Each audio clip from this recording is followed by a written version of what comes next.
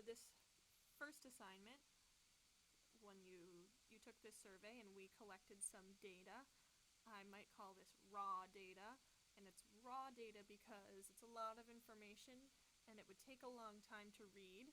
Our goal as scientists is to take raw data and make it more visually understandable, and that's exactly what we're going to do today when we make this graph. So, I'm going to take one of these survey questions. You could make a bar graph out of each one of these survey questions. For my sample today, I'm going to take this question: what is your favorite season?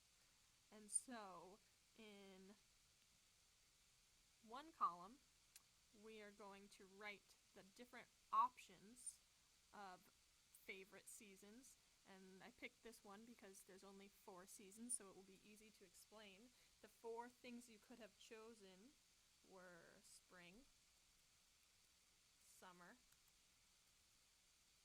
fall, and winter. And it looks like my box isn't big enough for summer, so I'm going to drag it to fill. Okay?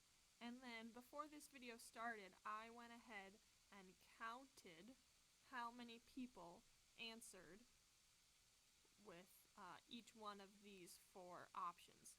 So you would have to do this on your own, but as I said before this video, I counted and I went through and looked through all of these responses, and it turns out that 15 people prefer spring, 22 people prefer summer, 11 people prefer fall, and 7 like winter the best. Okay? So your data will look something like this, and of course these boxes are much cleaner and much more easy to understand than all of these different options, so we're already off to a good start. I'd like to give each of these a title, and so I'm going to call this title, this column, these are our favorite seasons, and these numbers represent the number of students. Okay? When you make a graph from this information, the second column will always be number of students, and the first column will kind of be a summary of what the question is asking. So now I have all my data laid out. In order for you to make a graph out of this data, what you should do next is highlight all of these boxes. You'll notice I didn't highlight any extra boxes. That will make the graph look funky, and we want it, like I said, to look nice and clean and readable. So I highlighted exactly the number of boxes that have information in them. So now that I've highlighted this, I'm going to go up here to where it says Insert.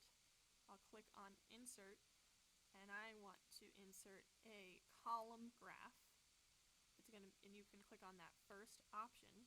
So you'll see, and I'll drag this here so it's easier for you to look at without extra information in the background. You'll see that now I have a really pretty picture, a nice, easy to understand visual of the number of students who have these favorite seasons. And this looks pretty good, but I'm going to add some extra chart elements so it's even more readable. And we will want to include axis titles. And you'll notice when I click this box here, we have 2 boxes that just popped up. So an axis title is a way for you to talk about what is represented. So this axis, and maybe in math class you've heard, this is called the x-axis. If not, we can talk about that later. It's definitely something we'll learn in science class. But so along the bottom, you're going to want to think of a couple words that represent these different options. And as you know, spring, summer, fall, and winter are all seasons. So my label or my title for the x-axis will be seasons. Okay? Right here, this is my y-axis. These numbers represent the number of students. And I did spell students correctly, I think. All right, up here, I'm going to give it a better title, a title to include information about this whole graph. And let's say after reading this, I would want to summarize this graph by saying the favorite